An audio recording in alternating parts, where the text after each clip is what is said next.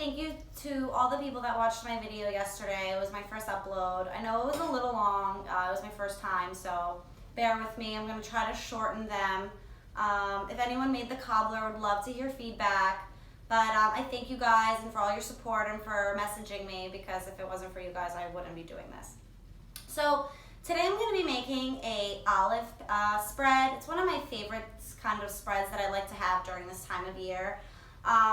Olives in general are just so healthy, and it's a really, really quick, easy spread to make. You don't really need that many ingredients. Of course, you obviously need olives.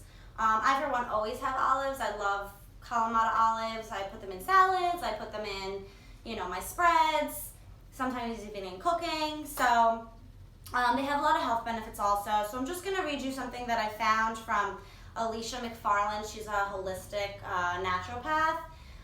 She says that the benefits of eating olives, pure olives, it actually helps improve your skin, heart health, reduces pain and arthritis, lowers your cholesterol, boosts iron absorption, maintains your metabolism, protects against breast and colon and skin cancer, can manage your blood sugar levels, and then it just goes on and on. So olives are amazing.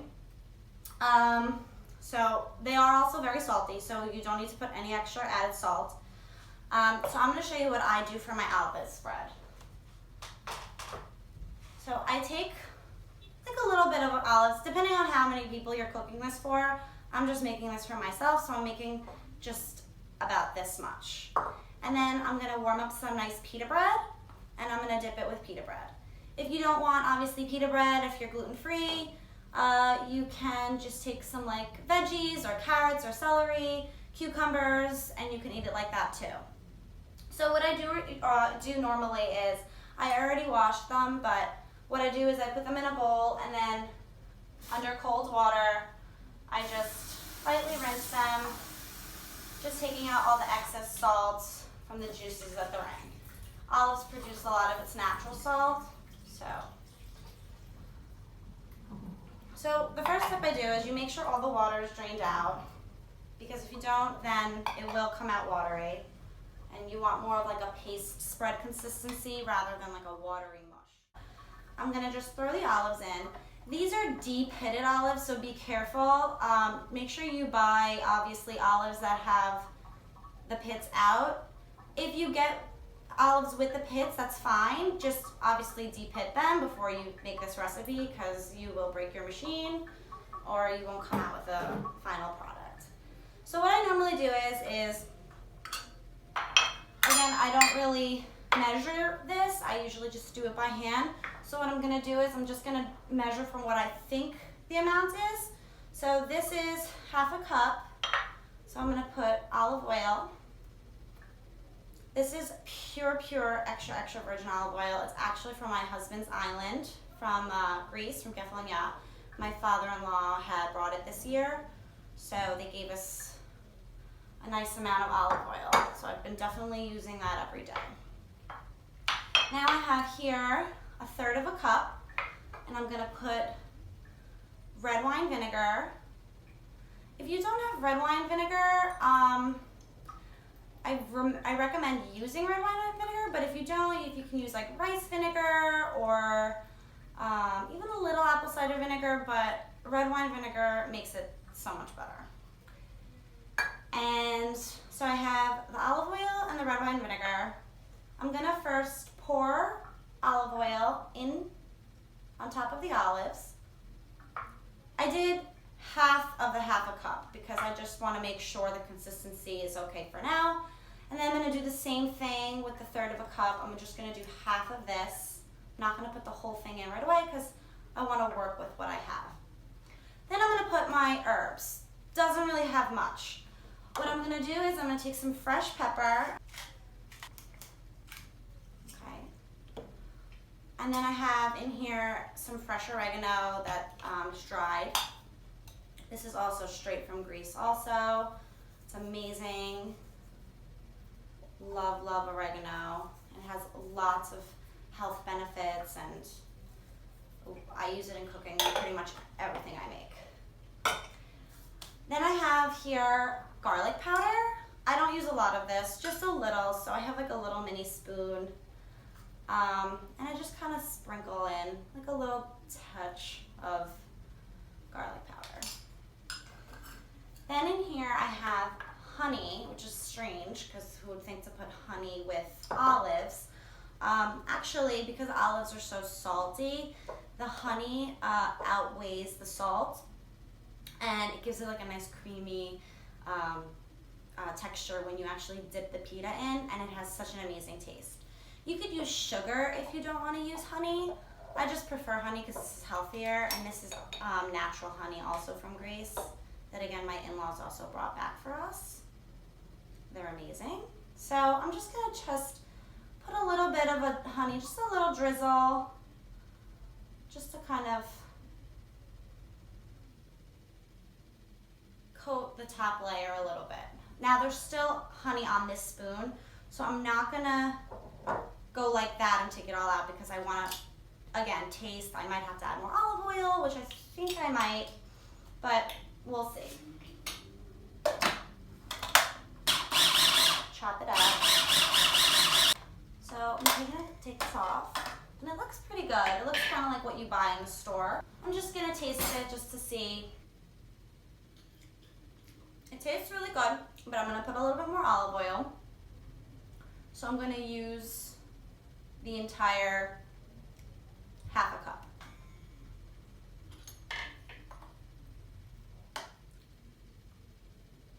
Oh my God, so good. Okay, so now I'm gonna just take this out. I have a little mini bowl, and I'm just gonna put it all in here. Olive spread. This is really nice too because it's really fast.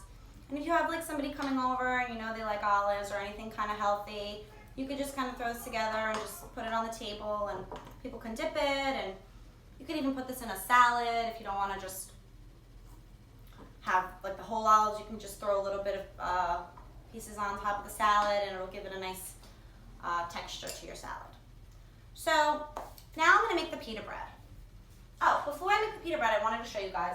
So something that I always do is I always make teas. I always have teas at my house. Throughout the day, I'm always constantly drinking. So today I made, and every day I make something different. So today what I made is I boiled water, almost full of the pot, and some ginger. And I grated the ginger, okay? I grated it really well, cleaned it. I washed it first. I always wash it with my scrubber, and then I always grate it. And then I put it in here and I mash it up. So while the water is boiling, I put the ginger in, and I'm very into natural herbs, and I don't really like to buy store-bought things. I like to do them myself. So like for basil, I dry my own basil or mint. So this is fresh mint that I've had, and I let it, I put it on a pan, and I actually let it dry out like in sunlight. So I use it either for teas or even for cooking, but even you can use fresh mint. I prefer fresh mint, but right now my mint isn't fresh, so it's dried. It's completely fine. Just make sure that when you are drying it, you don't wet it. Just completely have it dry and let it sit dried in the sun. So while the water was boiling, I put the ginger, I put the mint, and today I actually added cloves. So I put about like 5 pieces of cloves. Cloves are really strong, but they're so healthy for you. They are really good with digestion, so if anyone has any kind of digestion problems, they help with your digestion. Mint itself is just amazing. It's good for your skin, makes you very vibrant. It actually has anti-wrinkle properties and medicinal properties that I've read. So I love mint. I love to incorporate mint in my regimen. So what I usually do is when it is finished, I just pour it. Even sometimes I keep the leaves in there. They don't bother me. If it does bother you, you could just take a strainer and just strain out the tea. So now I'm going to do the pita bread. I know it's simple, pita bread. Everyone knows how to warm up pita bread. I, on the other hand, have a little bit of a technique, and it actually comes out so nice, and it's like you're eating in restaurant quality. So what I do is I warm up a pan, some olive oil, and I just make a little circle. You don't want to put too much because you don't really want to waste your olive oil for pita bread, but it makes a nice difference. It actually fluffens up the pita and it like brings it back to life. Because right now these are just pita out of the bag. You can get pita at any kind of supermarket. I know definitely like gourmet supermarkets will have pita bread, definitely a Greek supermarket, but if those aren't near you, most supermarkets have some sort of pita bread or like a pita pocket. Get a little warm with the olive oil, and you can just coat the pan, and then just lightly coat your pita bread also. And you'll kind of hear it sizzling a little, kind of like that it's cooking. You don't want to put too much olive oil because you don't want to fry the pita bread. You just want to, this is more than enough olive oil for like 5 pita breads. So even if you don't want to necessarily put all the oil in the pan, you can put it in a little bowl and just coat and brush the pita like this. Right now I'm warming this up and it's starting to come to life. The color is changing, it's getting a little darker, it's starting to puff, and that's what you want to see. That happens in the oven too, or if you put it in like the toaster oven, but the olive oil gives it a nice consistency, like texture. It's nice and soft and fluffy, where if you just popped it in the oven, it would be a little bit more dry. So this keeps it less dry, and it really tastes like a restaurant pita bread. Also, what you want to do with pita bread, if let's say you had people over and you know nobody touched the pita bread that you served, or even you couldn't finish your pita bread and you were the only one eating it, I never throw out my bread. I always either do something with it the next day. I'll make breadcrumbs or croutons. But what I like to do is with pita bread especially, I'll wrap them in an aluminum foil, I'll put them in the fridge, and then when I do want to use them again, I'll just take the toaster oven, pop it out, like turn on the toaster oven on toast, and then lightly toast them that way. Or you can just warm up a pan, and just because they'll have that coating of the oil from the first time, they'll come right back to life. So definitely don't want to waste any pita bread. So now this pita bread looks amazing. Definitely soft and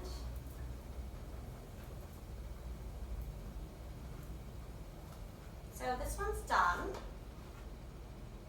If you want, what I usually do sometimes, I'll take the one that's finished and I'll put it on top of the new one, so that the oils from the first one will go on top of the new one, and you'll get that, so you're not wasting all your oil.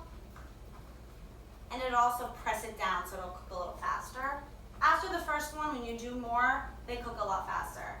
But because I'm eating this just by myself today, I think 2 pitas is more than enough. One is done. Now, I've been cooking for a very long time, so I'm used to touching things when they're really, really hot. I have like the craziest fingers for some reason. I can touch really hot food, and I can eat really, really hot soup and drink hot, hot tea. But not obviously everybody's like that, so if you're gonna be doing this, I recommend using a tongue. So I'll use a tongue. So this is getting really nice and soft, smells amazing. It should be done. If you like extra well done, you can leave it in more longer. I think the way it is fine for me. So this is my final pita bread. What I like to do is, you could just cut it as it is, but if you want to be a little fancy and enhance the pita bread, you could actually sprinkle a little paprika. I know some places in Greece actually do that. So just normal paprika is fine. And you don't want to put too much because you don't want to overpower anything. So I could have used a little less of the olive oil, but it's still great because it's coming through, but it's fine because it's just a natural spread. And then what I do is I just take a little rolling pin. You do 4 slices.